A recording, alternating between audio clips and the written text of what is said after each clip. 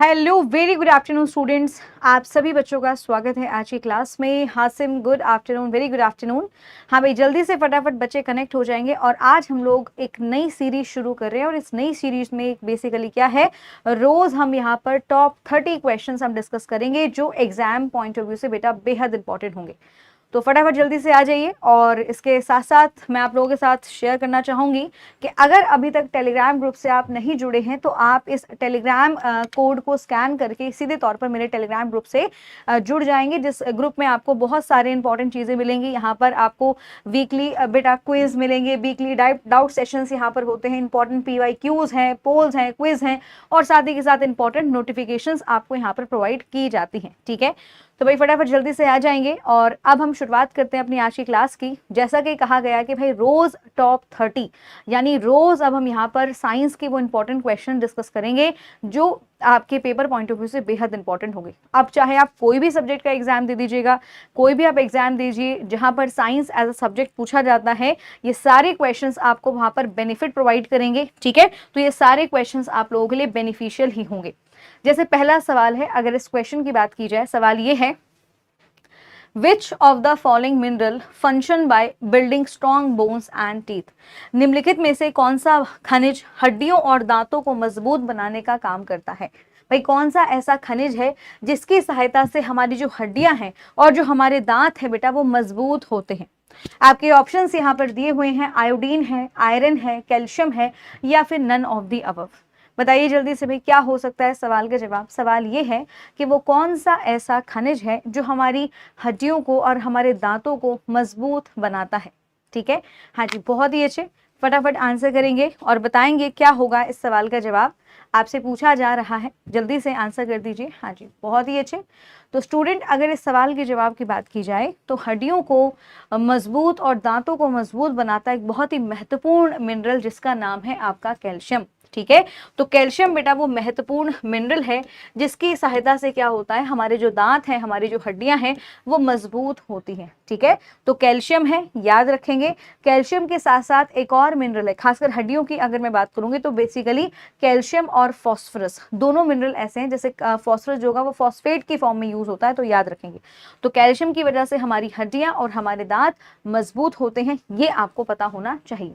वहीं पर अगर मैं आयोडीन की बात करूं तो आयोडीन भी हमारे लिए बहुत ज्यादा जरूरी है। और आयोडीन की अगर बात की जाए कि जो थायराइड ग्रंथि है, ठीक है, जिसको हम थायराइड ग्लैंड कहते हैं, ये जो थायराइड ग्रंथि है इसके द्वारा एक हार्मोन बनता है जिस हार्मोन का नाम है थायरॉक्सिन।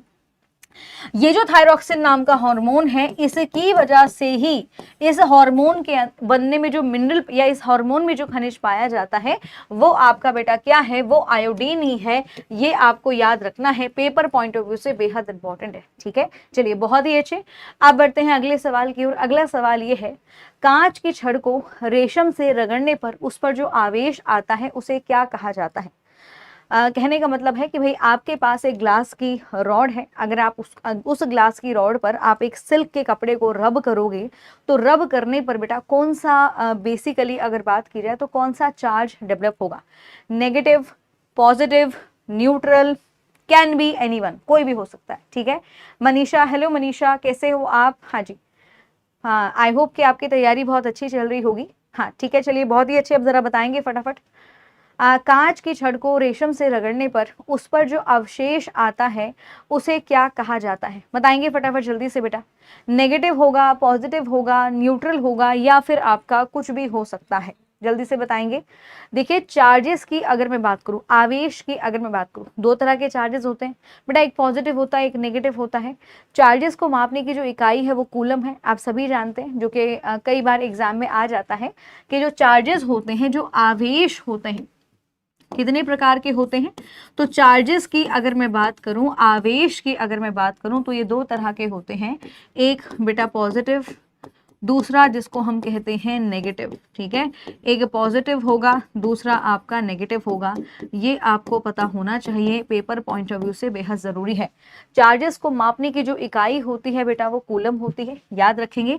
चार्जेस की जो एसआई यूनिट होगी, भाई चार्ज को किस में मापा जाता है? तो चार्ज को कूलम में मापा जाता है, जिसको कैपिटल सी से हम दर्शाते हैं। ठीक है, तो चार्ज को मापने की जो इकाई है वो कूलम है, याद रखेंगे, जिसे हम सी से डिफाइन करते हैं, मतलब सी से डिनोट करते हैं। ठीक है। चलिए Shobha, hello Shobha, good afternoon, very good afternoon. अब मुझे जरा जल्दी से इस सवाल का जवाब देंगे कि बेसिकली जब भी छड़ जो है रॉड है बेसिकली, उसको अगर आप सिल्क से रब करोगे तो कौन सा चार्ज डेवलप होगा? तो याद रखना स्टूडेंट, इस सवाल का जवाब हो जाएगा आपका पॉजिटिव। पॉजिटिव चार्ज डेवलप होगा, याद रखेंगे, धनात्मक चार्ज डेवलप हो जाएगा। इसका बहुत ही कॉमन सा एग्जाम्पल ये भी है, आप लोगों ने देखा होगा कि जब आप सर्दियों का टाइम आता है, कुछ देर आप धूप में बैठो और आपके बालों में अगर तेल नहीं लगा हुआ है, ऑयलिंग आपने नहीं की हुई है, तो धूप में बेटा जब आप बैठते हो तो आपके बाल जो होते हैं वो आपके कपड़ों से अटैच होना शुरू हो जाते हैं, ठीक है। तो बी ऑप्शन यहाँ पर हो जाएगा, याद रखेंगे, बी सवाल हो जाएगा इसका, तो याद रखना है, ठीक है। चलिए बेटा अब आगे बढ़ते हैं अगले क्वेश्चन की ओर। तो अगले क्वेश्चन का जरा ध्यान रखेंगे, एग्जाम में बहुत बार आता है, ठीक है। चलिए आगे बढ़ते हैं अगले सवाल की। अगला सवाल ये है, आंधी के दौरान कौन सी क्रिया की जा सकती है? जब भी बहुत तेज तूफान आएगा, तूफान यानी कोई भी जैसे प्राकृतिक आपदा अगर आती है, जैसे भूकंप आता है, प्राकृतिक आपदा है, सुनामी आएगी, प्राकृतिक आपदा है, चक्रवात, साइक्लोन, प्राकृतिक आपदा है, ठीक उसी तरीके से जब बहुत तेज आंधी आती है यानी बहुत भयंकर बारिश होने वाली है, ऐसे समय में कौन सी क्रिया को बेटा किया जा सकता है? आपके ऑप्शंस हैं, तार वाले टेलीफोन का प्रयोग किया जा सकता है, बिजली की लाइट चालू बंद करना, या फिर मोबाइल फोन का प्रयोग करना। तो मुझे फटाफट बताएंगे कौन सी क्रिया ऐसी है जिसको हम कर सकते हैं। गुड आफ्टरनून अनुराग, वेरी गुड आफ्टरनून। हाँ जी, कैसे हैं सभी बच्चे? राधा कुमारी, राधे राधे। हाँ जी, राधे राधे। भाई फटाफट बता दो क्या होगा इस सवाल का जवाब, कौन सी क्रिया ऐसी है जिसको किया जा सकता है? टेलीफोन का जो बेसिकली तार है उससे आप बात करिए, उस टाइम पर लाइट को ऑन ऑफ करो, जाकर स्विच के पास ही खड़े हो जाओ और ऑन ऑफ करते रहो, क्या ये क्रिया की जा सकती है? या फिर आप मोबाइल फोन का इस्तेमाल कर सकते हैं। देखिए स्टूडेंट्स, याद रखेंगे, जब भी आंधी तूफान आते हैं तो कोशिश मनाही ये होती है कि भाई जैसे जो वायर वाला टेलीफोन है उसका प्रयोग नहीं करना चाहिए, याद रखेंगे। और इस टाइम पर आपको स्विचेस के आसपास भी नहीं होना चाहिए क्योंकि करंट लग सकता है, ठीक है। आंधी आएगी, लाइटनिंग होगी, करंट होने के चांसेस हैं, तो ये भी क्रिया नहीं करनी चाहिए। मोबाइल फोन का प्रयोग आप कर सकते हैं दूर संचार के लिए, कम्युनिकेशन के लिए, लेकिन मोबाइल कैसा होना चाहिए बेटा? वो पहले जो आते थे ना मोबाइल जिनमें ऐसे एंटीना सा होता था, ये वाला मोबाइल नहीं होना चाहिए, इसका प्रयोग नहीं करना है। दूर संचार के लिए आप मोबाइल फोन का इस्तेमाल कर सकते हो, तो ये क्रिया को किया जा सकता है, ठीक है। तो सी ऑप्शन हो जाएगा यहाँ पे, याद रखेंगे। अगला सवाल है, ऊंची इमारतों को बिजली के नुकसान से बचाने के लिए क्या किया जा सकता है?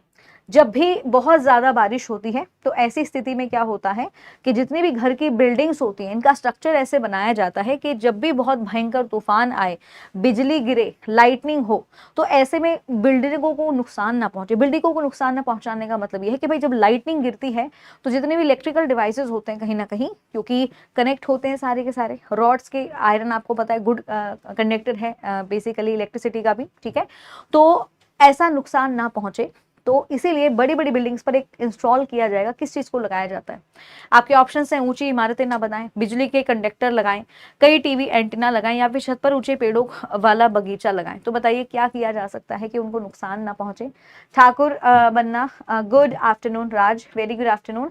हाँ जी बेटा, बताएंगे क्या होगा इस सवाल का जवाब। आप सबने नोटिस किया होगा, जो आपका घर है उस घर में ना कुछ ऐसे हम लोग क्या करते हैं कि बेसिकली कुछ लोहे के आयरन्स को छोड़ देते हैं, थोड़ा सा सरिये वगैरह जो होते हैं उनको छोड़ देते हैं, ताकि जब भी बहुत ज्यादा बिजली गरजे तो वो जो सरिया है उसके थ्रू जो लाइटनिंग होगी, जो चार्जेस होंगे, वो बेसिकली अर्थिंग में चले जाए, जिससे आपके घर के इलेक्ट्रिकल अप्लायंसेस को नुकसान ना पहुंचे, ठीक है। अगर इस सवाल के जवाब की बात की जाएगी तो इस सवाल का सही जवाब आपका बी ऑप्शन हो जाएगा। जितनी भी बड़ी बड़ी बिजली जो भी बड़ी बड़ी इमारतें होती हैं वहां पर बेसिकली लगाए जाते हैं लाइटनिंग कंडक्टर, ठीक है। चलिए, बहुत ही अच्छे, बहुत ही शानदार।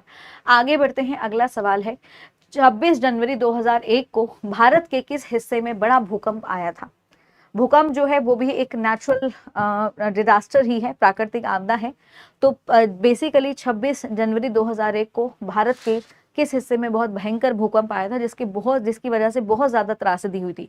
आपके ऑप्शन है बेटा, उरी में आया था, मुंबई में था, गुवाहाटी में था, या गुजरात के भुज में था। बताइए फटाफट जल्दी से क्या होगा इस सवाल का जवाब। मनीषा, राधा रानी, बहुत ही अच्छे। अब मुझे इस सवाल का जवाब देंगे। शोभा डी ऑप्शन के साथ है, राधा भी डी ऑप्शन के साथ है, ओके, हाँ ठीक है राज, ओके। अनुराग बताएंगे जल्दी से, बहुत ही अच्छे। तो भुज और मतलब गुजरात बताया जा रहा है, बिल्कुल सही जवाब है, एब्सोल्युटली करेक्ट। ठीक है, अच्छा मुझे बताइए भारत में कौन सा डेजर्ट है, जरा बताएंगे नाम। भारत में बेटा कौन सा डेजर्ट है, बताइए फटाफट जल्दी से, क्या होगा इस सवाल का जवाब। भारत में कौन सा डेजर्ट या कौन सा मरुस्थल पाया जाता है। देखते हैं कितने बच्चों की जीके भी स्ट्रांग हुई है नहीं हुई है। ठीक है, हाँ जी बताएंगे फटाफट बेटा। इस सवाल का जवाब आपका डी हो जाएगा, जो कि बिल्कुल सही जवाब है।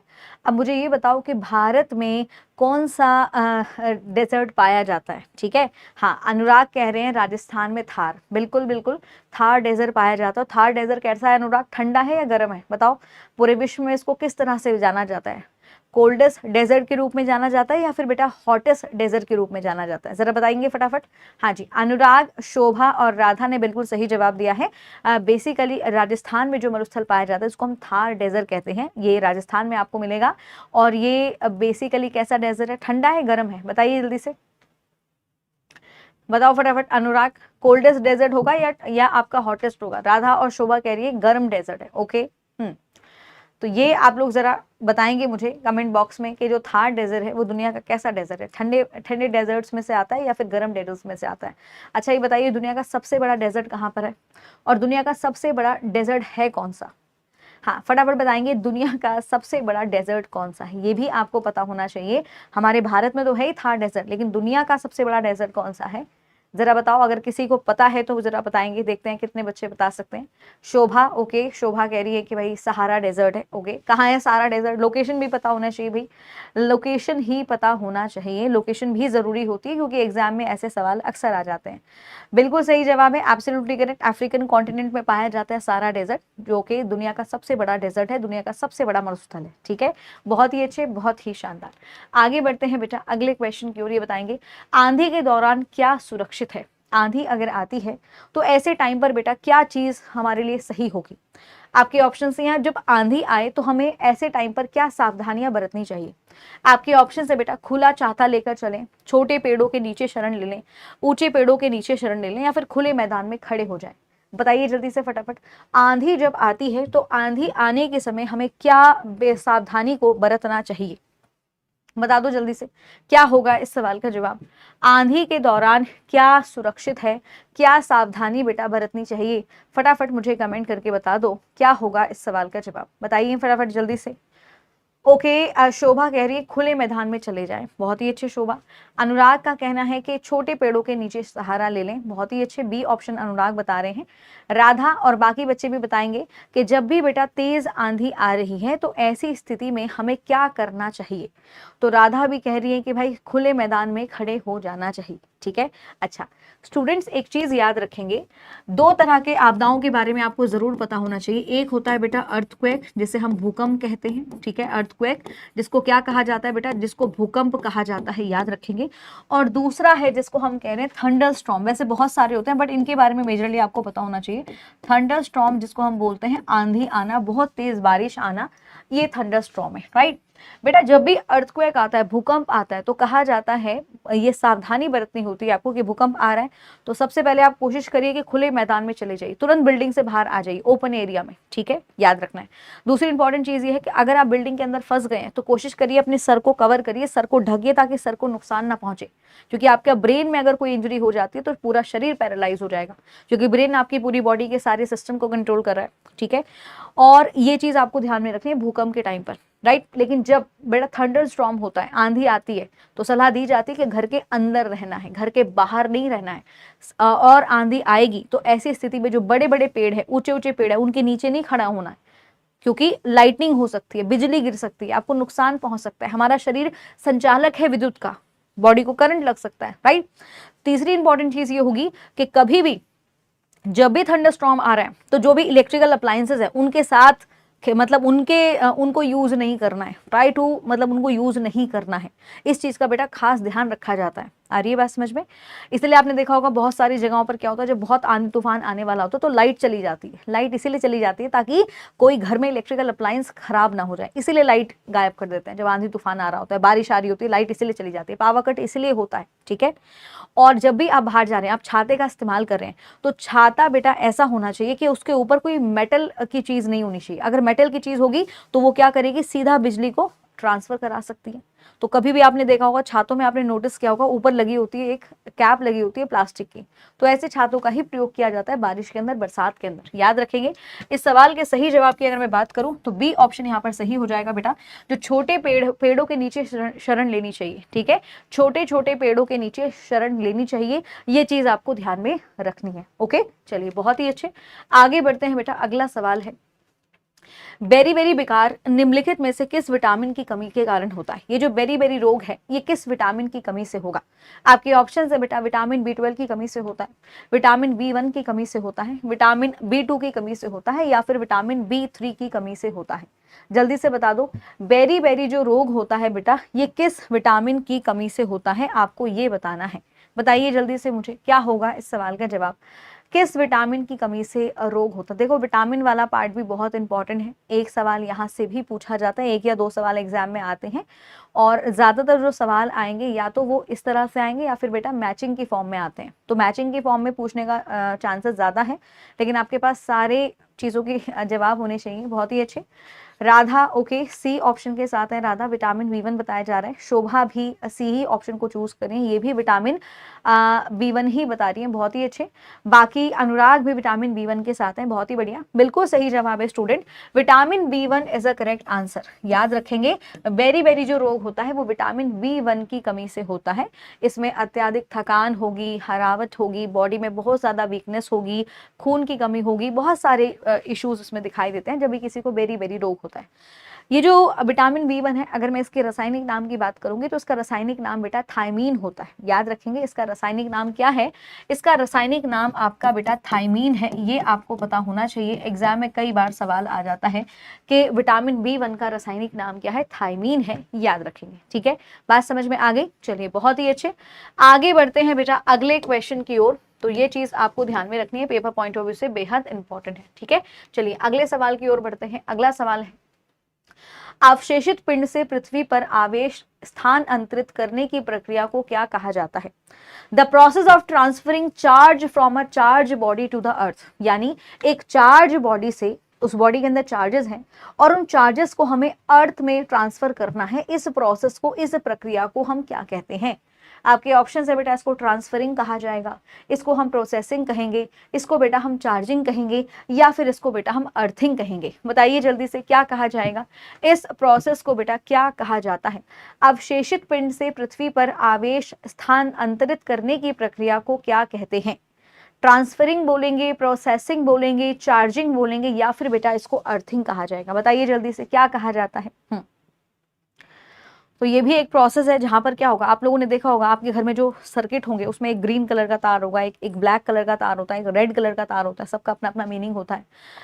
अर्थिंग इसलिए होता है ताकि जब भी बहुत ज्यादा हाई इलेक्ट्रिसिटी घर के अंदर आए, जब भी करंट, बहुत हाई करंट आए, तो वो हाई करंट आपके घर के इलेक्ट्रिकल अप्लायंसेस को खराब ना कर दे, तो वो जो एक्स्ट्रा चार्जेस होते हैं वो आपके अर्थ में उनको ट्रांसफर कर दिया जाता है। इस प्रोसेस को प्रवीण हम ट्रांसफरिंग नहीं कहते, इस प्रोसेस को अर्थिंग कहा जाता है। क्या कहा जाएगा? इस प्रोसेस को बेटा अर्थिंग बोला जाता है, याद रखेंगे, इसे हम अर्थिंग कहते हैं, ठीक है। क्या कहेंगे? इसको अर्थिंग कहा जाता है। आई होप ये चीज आपको समझ में आई होगी, अर्थिंग कहा जाता है, याद रखेंगे, ठीक है। हाँ देखिए अनुराग, अगर आप लेंस फॉर्मूला जानना चाहते हैं बेटा, तो लेंस फॉर्मूला इज इक्वल, अगर मैं मिरर फॉर्मूला की बात करूं, 1/v 1/u ये होता है आपका, ये मिरर फॉर्मूला है आप जो पूछ रहे हो बेटा।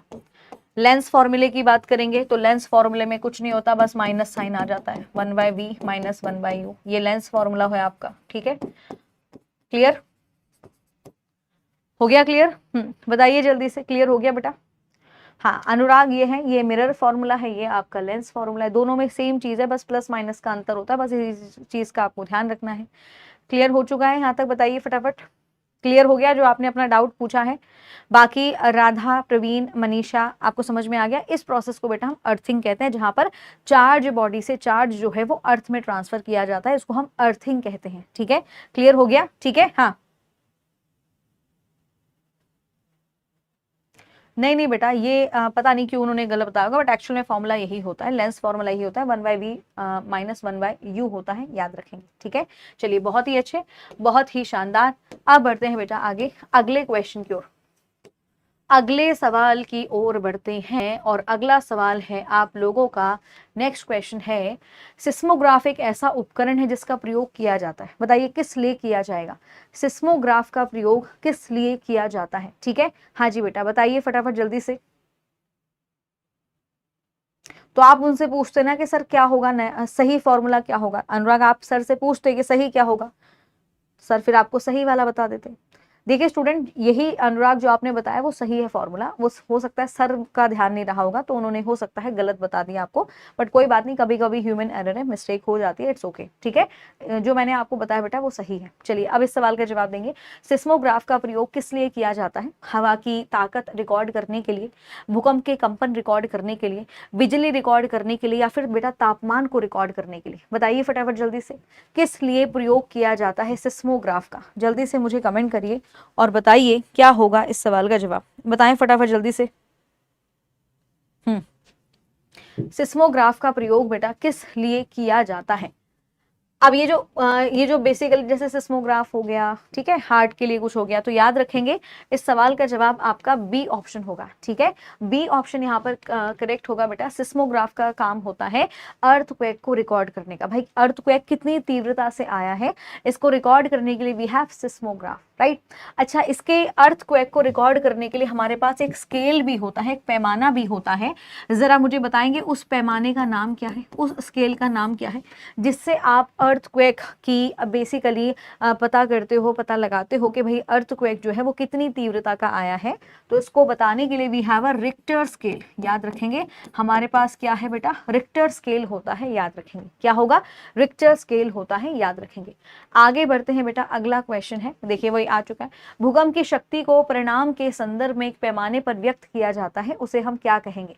बताएं फटाफट जल्दी से, क्या होगा इस सवाल का जवाब? जल्दी से बताइए, आपसे क्वेश्चन पूछा जा रहा है कि भूकंप कितनी तेज गति का आया है, उसको बताने के लिए वी हैव अ स्केल, उस स्केल का नाम क्या है? अर्थ स्केल है, रिक्टर स्केल है, क्वेक स्केल है, या फिर राइटर स्केल है? बताइए जल्दी से क्या होगा इस सवाल का जवाब। अगर आप लोगों ने स्पेलिंग को ध्यान से पढ़ा है, देखो इसलिए मैं बोलती हूँ कि चीज़ों को लिख लिया करो, क्योंकि जो लिख लेते हैं वो हमें याद रहता है। स्पेलिंग्स को याद करना भी बहुत ज़रूरी है, क्योंकि एग्जाम में स्पेलिंग से भी आप पहचान सकते हैं। ठीक है, चलिए बहुत ही अच्छे, तो याद रखेंगे सी ऑप्शन यहाँ पर हो जाएगा, रिक्टर स्केल कहा जाता है बेटा, ये आपको याद रखना है, सी ऑप्शन यहाँ पर करेक्ट हो जाएगा। ठीक है, आगे बढ़ते हैं बेटा अगले क्वेश्चन की ओर। वाहन के निकास में कार्बन मोनोऑक्साइड के कारण, यानी जब भी जो भी हमारे वाहन होंगे अगर उनसे कार्बन मोनोऑक्साइड रिलीज होती है तो ऐसे में हमारे शरीर पर क्या प्रभाव पड़ेगा? आपके ऑप्शन है बेटा, आरबीसीज की ऑक्सीजन ले जाने की क्षमता बढ़ जाएगी, आरबीसीज की नाइट्रोजन कैरी करने की क्षमता घट जाएगी, आरबीसीज की बेटा ऑक्सीजन कैरी करने की क्षमता कम हो जाएगी, या फिर आरबीसीज की कार्बन कैरी करने की क्षमता घट जाएगी? फटाफट बताइए क्या होगा इस सवाल का जवाब। जल्दी से बताएंगे मुझे बेटा क्या होगा इस क्वेश्चन का आंसर। ठीक है, बताइए फटाफट जल्दी से। हाँ जी बेटा, फटाफट कमेंट करके मुझे बताओ क्या होगा इस सवाल का जवाब, देखते हैं कितने बच्चे सही जवाब देंगे। जल्दी से बताएंगे क्या होगा इस क्वेश्चन का आंसर।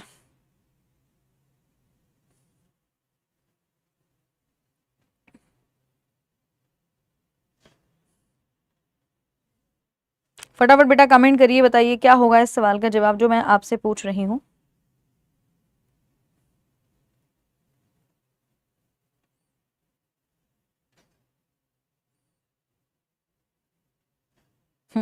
बहुत ही अच्छे, फटाफट आंसर कर दीजिए, बहुत ही अच्छे, बहुत ही शानदार। तो काफी बच्चे यहाँ पर आंसर कर रहे हैं और बता रहे हैं। अनुराग, मनीषा और प्रवीण के द्वारा कहा जा रहा है कि मैम सी ऑप्शन होगा। बिल्कुल सही जवाब है बेटा, क्योंकि ये जो कार्बन मोनोऑक्साइड, अच्छा कार्बन मोनोऑक्साइड उत्पन्न कब होती है? जब भी हमारा फ्यूल, जब भी हमारा ईंधन पूर्ण रूप से नहीं जलेगा, जब भी हमारा ईंधन में इनकम्प्लीट कंबक्शन होता है, अपूर्ण दहन होता है, तो ऐसी स्थिति में बेटा कार्बन मोनोऑक्साइड रिलीज हो सकती है, याद रखेंगे। दूसरी इंपॉर्टेंट चीज ये है कि अगर हम लेड युक्त बेसिकली फ्यूल का इस्तेमाल अगर हम कर रहे हैं, पेट्रोल का इस्तेमाल कर रहे हैं, तो वो भी बेटा कार्बन मोनोऑक्साइड को ही रिलीज करता है। इसलिए आपने एक चीज नोटिस की होगी, जब आप बहुत ट्रैफिक में होते हो, कई एक घंटे से आप ट्रैफिक में फंसे हुए हो, और जब आप घर आते हो तो आपको बड़ी थकान थकान सी महसूस होने लगती है। हालांकि आपने किया कुछ नहीं है, बस आप ट्रैफिक में आराम से बैठे हुए थे अपनी बाइक पे, लेकिन स्टिल आपको बहुत ज़्यादा थकान घर आके फील होती है। कारण क्या है? क्योंकि जब आप ट्रैफिक में होते हो तो आपके शरीर में ऑक्सीजन की मात्रा बेसिकली कम हो रही होती है और कार्बन मोनोऑक्साइड आपके खून के अंदर ज़्यादा घुल रही होती है। ठीक है, बात समझ में आई है? इसलिए बाजार घूम कर आने पर जो थकान थकान महसूस होती है ना, आपकी मम्मियाँ थक जाती हैं, तो कारण ये होता है कि बाहर इतना ज़्यादा पोल्यूशन है कि बॉडी के अंदर बेटा कार्बन मोनोऑक्साइड चली जाती है। ठीक है, याद रखेंगे। अच्छा, कार्बन मोनोऑक्साइड युक्त ब्लड को क्या कहा जाएगा, जरा बता दो। कार्बन मोनोऑक्साइड युक्त ब्लड को क्या कहा जाता है? फटाफट मुझे कमेंट करके बताएंगे, कार्बन मोनोऑक्साइड युक्त ब्लड को बेटा क्या कहा जाता है? जल्दी से कमेंट करिए, बताइए कार्बन मोनोऑक्साइड युक्त ब्लड को हम क्या बोलेंगे। देखते हैं कितने बच्चों को पता है इसको हम क्या कहेंगे। हाँ जी, बहुत ही अच्छे, बहुत ही शानदार। फटाफट मुझे कमेंट करके बता दो क्या कहा जाता है कार्बन मोनोऑक्साइड युक्त ब्लड को। अशुद्ध रुधिर कहा जाएगा, लेकिन इसका एग्जैक्ट नाम है, इसका एग्जैक्ट नाम है बेटा, क्या नाम है? अनुराग बताइए, मनीषा, अनुराग, प्रवीण, फटाफट बता दो। कार्बन मोनोऑक्साइड युक्त जो ब्लड होता है इसको हम क्या कहते हैं? तो इसको हम कहते हैं बेटा कार्बोक्सी हीमोग्लोबिन। याद रखेंगे इसको, कार्बोक्सी हीमोग्लोबिन कहा जाता है। ये आपको याद रखना है, पेपर पॉइंट ऑफ व्यू से इंपॉर्टेंट है। कार्बोक्सी हीमोग्लोबिन इसको बोलते हैं, ये आपको याद रखना है, एग्जाम में बहुत बार आ जाता है। ठीक है, बात समझ में आ गई।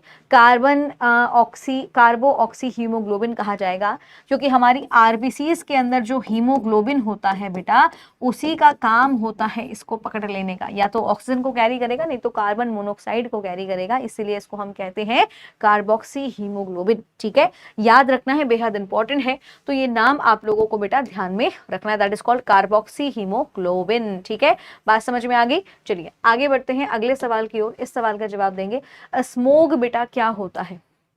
स्मोग जो है क्या होता है? आपके ऑप्शन है बेटा, ये कुत्ते के पेट में धुआं, या फिर धुआं और कोहरा होगा, धुआं होगा, या फिर फ्रॉग इन फॉग। बताओ क्या होगा इस सवाल का जवाब। ठीक है, हाँ, बहुत ही अच्छे जाफर इमरान, बहुत बहुत स्वागत है आपका। बिल्कुल आइए, आपका स्वागत है इस क्लास में। चलिए बताइए फटाफट क्या होगा इस सवाल का जवाब। स्मोग क्या होता है, जल्दी से बताएंगे। स्मोग जो है, अभी आप देखोगे दिवाली के जस्ट बाद आपको मौसम में बदलाव नजर आएगा, आपको आसमान का जो कलर है या आसमान जो है वो धुंधला धुंधला नजर आता है। ऐसी जगह जहाँ पर बहुत ज़्यादा बेटा स्मोक, धुआं प्रोड्यूस होता है। ठीक है, धुआं प्रोड्यूस होने का कारण, और साथ में अभी ठंड का मौसम भी शुरू होने वाला है, तो फॉग, कोहरा भी होगा, तो धुआं और फॉग दोनों जब मिल जाते हैं तो ऐसी स्थिति में जो कंडीशन क्रिएट होती है उसको हम स्मोग कहते हैं। उसको क्या कहा जाता है बेटा? उसको स्मोग कहा जाता है। याद रखेंगे, उसको क्या कहेंगे? उसको बेटा स्मोग कहेंगे। ये आपको पता होना चाहिए। बी ऑप्शन यहाँ पर होगा, बी ऑप्शन बेटा यहाँ पर होगा। ठीक है, आई होप कि ये चीजें आपको क्लियर हो गई होंगी, जो कि बेहद बेहद इंपॉर्टेंट है। ठीक है, हाँ, स्मोक कहा जाता है। स्मोक की भी अगर मैं बात करूंगी तो जो बहुत कॉमन है, जिसको हम बोलते हैं फोटोकेमिकल स्मोक, ये आपको दिन के समय में दिखेगा बेटा, फोटोकेमिकल स्मोक। याद रखेंगे। एक और आप लोगों ने सुना होगा लंदन स्मोक के बारे में। ठीक है, एक लंदन स्मोक है जो सबसे पहले लंदन में बना था, इसलिए इसका नाम लंदन स्मोक है। यहाँ पर सल्फर की ऑक्साइड्स और नाइट्रोजन की ऑक्साइड्स बहुत महत्वपूर्ण रोल प्ले करती हैं। सल्फर की ऑक्साइड्स, नाइट्रोजन की ऑक्साइड, और साथ में सूर्य का प्रकाश, सनलाइट और डस्ट पार्टिकल्स, ये तीनों चारों मिलकर क्या बना लेते हैं? ऐसा धुंध से बना लेते हैं जो कि इंसानों के स्वास्थ्य के लिए बहुत ज़्यादा खतरनाक है। ऐसे में जो खासकर बुजुर्ग होते हैं और जो छोटे बच्चे होते हैं, इनको काफ़ी नुकसान हो सकता है, ब्रीदिंग रिलेटेड इश्यूज हो सकते हैं। तो आप खुद भी नोटिस करोगे, अगर आप ऐसी जगह में हो तो आपको क्या होगा, आपकी आंखों में जलन होना शुरू होगी, गले में खराश हो सकती है, बीमार होना शुरू हो सकते हैं, सांस लेने में दिक्कत हो सकती है। तो इस तरह की समस्या नोटिस की जाती है जब भी कहीं पर स्मोक बहुत ज़्यादा डेवलप हो जाता है। अब इस स्मोक का पता कैसे चलेगा, तो इसके लिए हर राज्य सरकार में एक पोल्यूशन कंट्रोल बोर्ड होता है।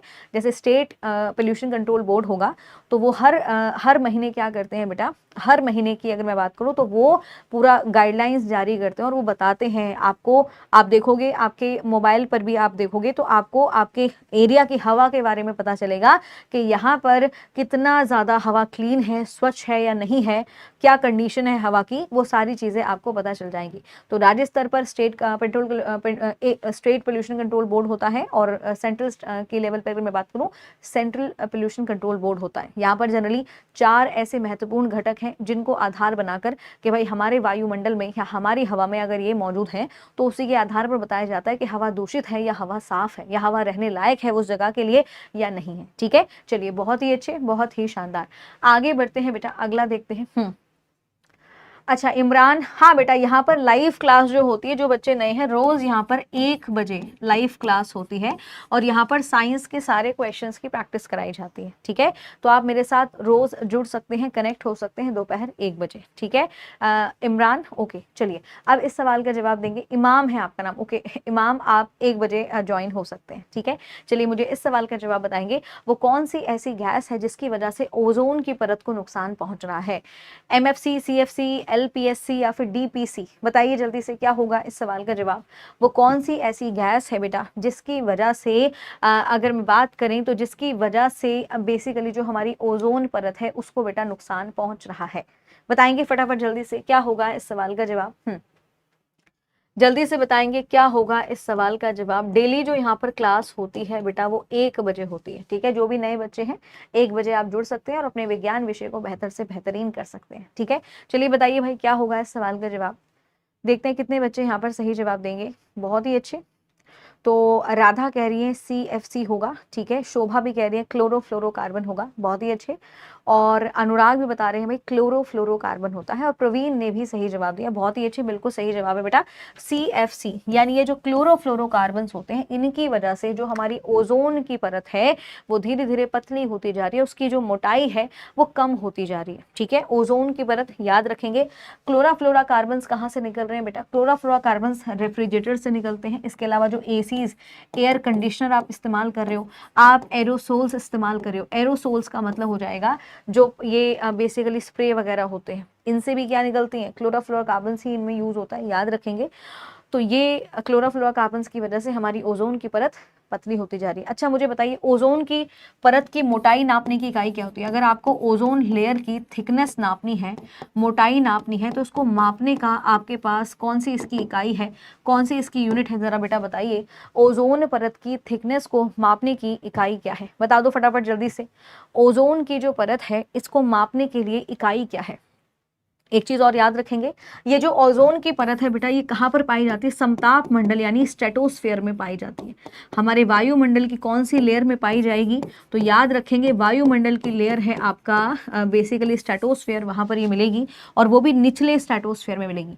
इसका काम क्या होता है ओजोन का? ओजोन का काम होता है बेसिकली सूर्य से आने वाली जो पराबैंगनी किरणें हैं, जिनको अल्ट्रावायलेट रेज कहा जाता है, इनको फिल्टर कर कर पृथ्वी पर भेजती है, इनको छान कर पृथ्वी पर भेजती है, क्योंकि इनकी वजह से बहुत नुकसान पहुंच सकता है इंसानों को। हमारा DNA डैमेज हो सकता है, स्किन कैंसर हो सकता है, आंखों में दिक्कत हो सकती है, आंखें डैमेज हो सकती हैं। ठीक है, तो जो ओजोन है वो एक तरीके से छतरी का काम करती है, एक तरीके से अम्ब्रेला का काम करेगी। तो जितनी भी सूरज से UV रेज आती है उनको फिल्टर करके तब धरती पर भेजती है। ठीक है, चलिए बताइए क्या होगा इस सवाल का जवाब।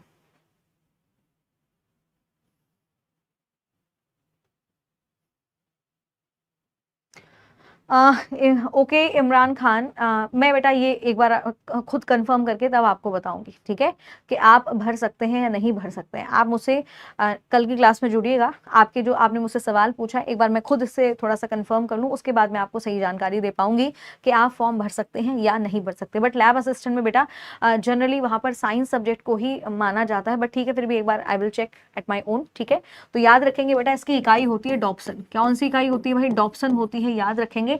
डॉप्सन इज अ यूनिट, आपको पता होना चाहिए, एग्जाम में बहुत बार पूछ लिया जाता है, ठीक है। डॉप्सन इकाई है, याद रखेंगे, पेपर में बहुत बार आ चुका है, आपको पता होना चाहिए। डॉप्सन है इसकी यूनिट, जिससे आप किसी भी ओजोन परत की थिकनेस को माप सकते हैं, इसकी इकाई डॉप्सन है, याद रखेंगे, ठीक है। चलिए, बहुत ही अच्छे, बहुत ही शानदार। आगे बढ़ते हैं अगले क्वेश्चन की ओर। अगला सवाल है, अगला सवाल ये है, osteoporosis is a disease caused by the deficiency of which of the following.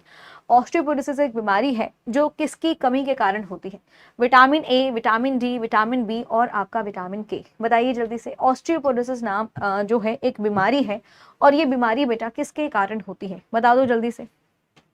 Osteoporosis जो बीमारी है ये किसके कारण होती है? हाँ जी, जल्दी से फटाफट कमेंट करेंगे और मुझे बताएंगे ऑस्टियोपोरोसिस। इस ऑस्टियोपोरोसिस को बेटा साइलेंट डिजीज के नाम से जाना जाता है, क्योंकि इस बीमारी का पता एकदम से नहीं चलता है।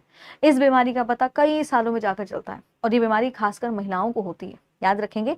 ये फीमेल्स को होने वाली बीमारी है, क्योंकि महिलाएं बहुत ज़्यादा समय घर के अंदर बिताती हैं, वो बाहर सूरज की रोशनी में, धूप में कम रहती हैं, जिसकी वजह से ऑस्टियोपोरोसिस उनकी बॉडी के अंदर डेवलप होना शुरू हो जाता है।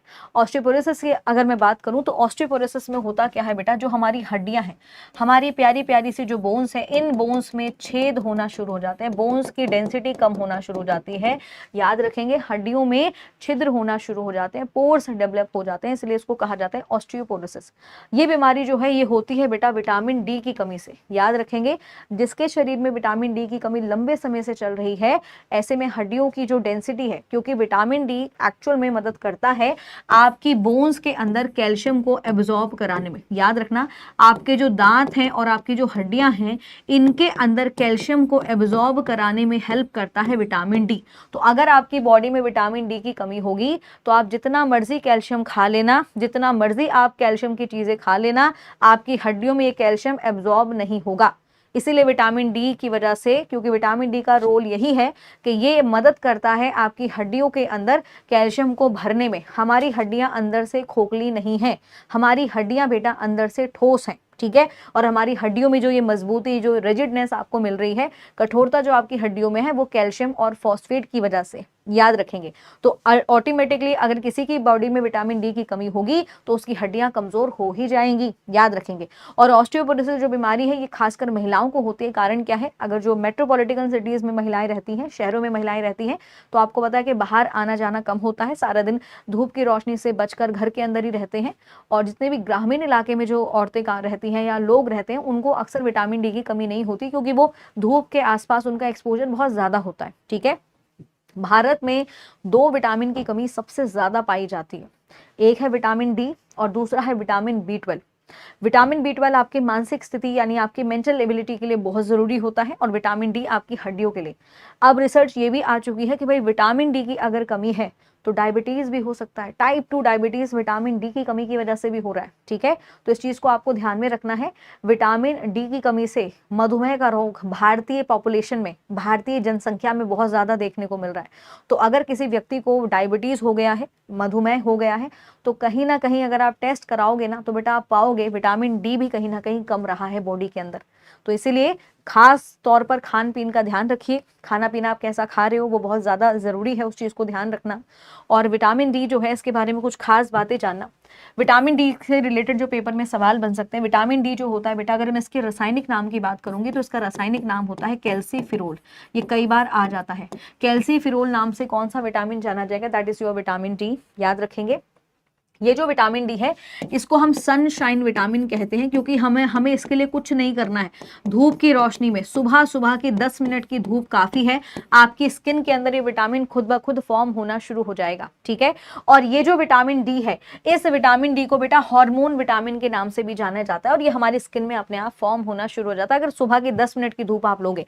दोपहर की धूप का लेने का कोई फायदा नहीं, क्योंकि दोपहर की धूप में अल्ट्रावायलेट रेडिएशन होती हैं जो आपकी स्किन को नुकसान पहुंचा सकते हैं। जो सुबह सुबह सूरज निकल रहा है, अर्ली मॉर्निंग जो धूप होती है, वो आपकी स्किन के लिए अच्छी होती है, वही विटामिन डी का फॉर्मेशन करेगी, याद रखेंगे।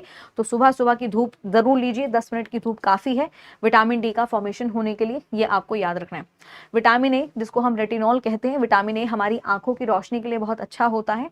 तो अगर किसी की आंखों की रोशनी वीक हो गई है, इट मीन्स कहीं ना कहीं विटामिन ए की डेफिशिएंसी है, ठीक है। इसके अलावा और भी रीजंस होते हैं आंखों की रोशनी कमजोर होने के। कभी कभी आई बॉल का स्ट्रक्चर, आई बॉल की संरचना बढ़ जाती है है या घट जाती है, जिसकी वजह से बॉडी के अंदर दिक्कत होती है। हालांकि विटामिन ए की जो बहुत कमी हो जाएगी तो नाइट ब्लाइंडनेस हो जाएगा, रतौंगी हो जाएगा, दिन छिपते ही व्यक्ति को धुंधला धुंधला नजर आना शुरू हो जाएगा। ये चीज ध्यान रखनी है। विटामिन बी की हम बात करेंगे तो विटामिन बी के बहुत सारे इसके काफ़ी सारे रूप हैं। खासकर विटामिन बी जो होता है वो बेरी यानी शरीर में अगर आपके थकावट चल रही है, शरीर में आपकी खून की कमी है लगातार, तो कहीं ना कहीं विटामिन बी का लेवल कम चल रहा है आपके शरीर के अंदर। विटामिन के की हम बात करेंगे, इसका रासायनिक नाम होता है बेटा फाइलोक्विनोन। विटामिन के आपके शरीर में घाव भरने में मदद करेगा। आपका जो घाव कहीं पर चोट लग जाती है तो घाव जो वो जल्दी से भर जाते हैं ना, बिकॉज ऑफ द विटामिन के।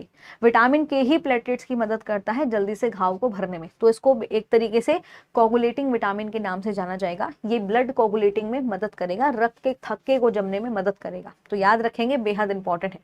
इसके अलावा विटामिन सी भी होता है बेटा। विटामिन सी जो होता है वो आपके दांतों के लिए बहुत अच्छा होता है, आपके मसूड़ों के लिए बहुत अच्छा है। तो अगर किसी की बॉडी में मसूड़ों से पस आ रहा है, मसूड़ों से खून निकल रहा है, ब्रश कर रहे हो बहुत ज्यादा ब्लड बह रहा है, बहुत दर्द है, दुखन है मसूड़ों में, तो कहीं ना कहीं विटामिन सी की कमी आपके शरीर में चल रही है।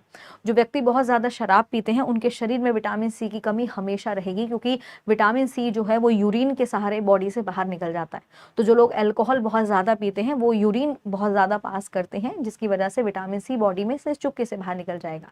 इस चीज को ध्यान रखना है। और विटामिन सी आपको रोज खाना है, क्योंकि विटामिन सी और विटामिन बी दोनों रोज आपकी बॉडी से बाहर आ जाते हैं, क्योंकि ये वाटर सॉल्युबल विटामिन है।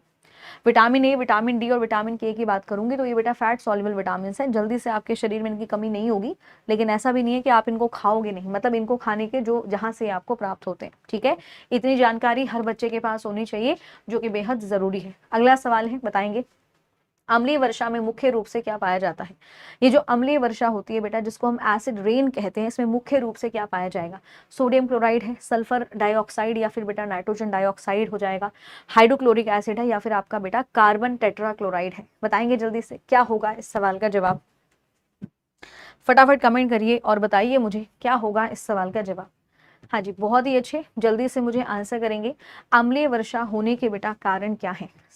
सोडियम क्लोराइड है, सल्फर डाइऑक्साइड है, या नाइट्रोजन डाइऑक्साइड है बेटा, हाइड्रोक्लोरिक एसिड है, या फिर कार्बन टेट्राक्लोराइड है। बताएंगे जल्दी से। बहुत ही अच्छे, आंसर करिए। बिल्कुल सही जवाब है बेटा, अम्लीय वर्षा का कारण आपका सल्फर डाइऑक्साइड और साथ में नाइट्रोजन डाइऑक्साइड है, ये आपको याद रखना है।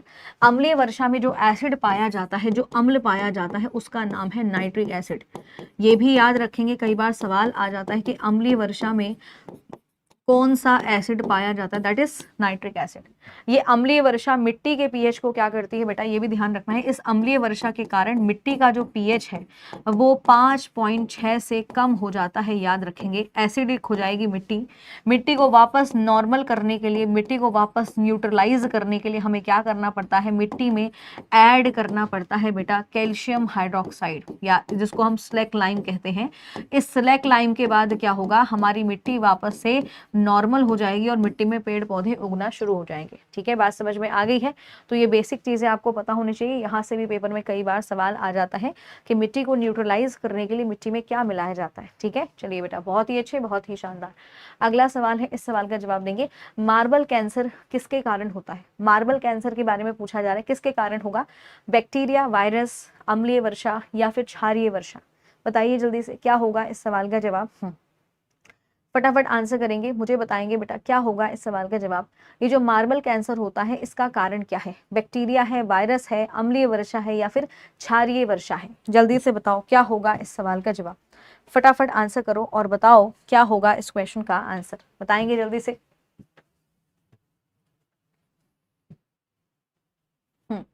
फटाफट कमेंट करिए, बताइए अम्लीय वर्षा का बेटा सॉरी मार्बल कैंसर का कारण क्या है। बैक्टीरिया है, वायरस है, एसिड रेन है, या फिर बेटा एल्कली रेन है। तो इस सवाल का जवाब हो जाएगा एसिड रेन। ये जो एसिड रेन होती है बेटा, ये जो अम्लीय वर्षा होगी, ये क्या करेगी, मार्बल को डिग्रेड करना शुरू कर देगी। डिग्रेड करने का मतलब है कि उसकी जो क्वालिटी है ना, उसको खराब करना शुरू करेगी। मार्बल पर जो सफेद सा कलर है ना, वो सफेद सा कलर पीला सा कलर होना शुरू हो जाएगा, याद रखेंगे। इसलिए उस जो पीला सा कलर हो रहा है मार्बल का, that is known as a marble cancer. ये जो मार्बल होता है, अगर मैं मार्बल की बात करूंगी तो मार्बल जो है बेसिकली जो हमें मार्बल प्राप्त होता है संगमरमर, और राजस्थान में तो काफी देखने को मिल जाएगा। लाइमस्टोन से प्राप्त होता है बेटा, लाइमस्टोन से, याद रखेंगे लाइमस्टोन से, और लाइमस्टोन यानी कैल्शियम कार्बोनेट से, ठीक है, ये चीज आपको याद रखनी है। तो कई बार मार्बल का रासायनिक सूत्र आपसे पूछेगा तो याद रखना है, और मार्बल के बारे में याद रखेंगे, इसे लाइमस्टोन भी कहा जाता है, ये चीज आपको याद रखनी है, ठीक है। आगे बढ़ते हैं बेटा, अगला क्वेश्चन है, इस सवाल का जवाब देंगे, ग्रीन हाउस का प्रभाव क्या है, बताएंगे फटाफट जल्दी से, क्वेश्चन को रीड करिए, बताइए ग्रीन हाउस का बेटा प्रभाव क्या है, बता दो जल्दी से, ग्रीन हाउस का बेटा प्रभाव क्या है, जल्दी से बताएंगे। ये जो ग्रीन हाउस इफेक्ट होता है, आप लोगों ने सभी ने सुना होगा ग्रीन हाउस इफेक्ट के बारे में। ग्रीन हाउस इफेक्ट की वजह से, ये जो ग्रीन हाउस इफेक्ट है बेटा, इस ग्रीन हाउस इफेक्ट की वजह से होती है ग्लोबल वार्मिंग, यानी पृथ्वी का जो औसतन तापमान है वो बढ़ रहा है, और औसतन तापमान अगर बढ़ेगा तो ऐसी स्थिति में बेटा जलवायु परिवर्तन देखने को मिलेगा, क्लाइमेट चेंज देखने को मिलेगा, जो कि हमारे लिए सही नहीं है। ये जो जलवायु परिवर्तन है, इससे आपको देखने को मिलेगा कि भाई मॉनसून डिले हो रहा है, कभी बारिश हो रही है, नहीं हो रही है, ठंड नहीं हो रही है, सूखा पड़ रहा है, बाढ़ आ रही है, तो बहुत सारी प्राकृतिक आपदाएं आ रही है, ये सब जलवायु परिवर्तन का कारण है। तो याद रखेंगे जो ग्रीन हाउस इफेक्ट होता है, इसका मतलब होता है सूर्य की गर्मी को रोककर बाहर नहीं जाने देना, यानी जितनी भी सनलाइट आ रही है, होता ये है, मैकेनिज्म इसका ये है कि जितनी भी सनलाइट आएगी पृथ्वी उसको एब्जॉर्ब करेगी, और एब्जॉर्ब करने के बाद उसको वापस से रेडिएट करेगी। जब पृथ्वी उसको वापस से रेडिएट करेगी, that is called infrared radiations.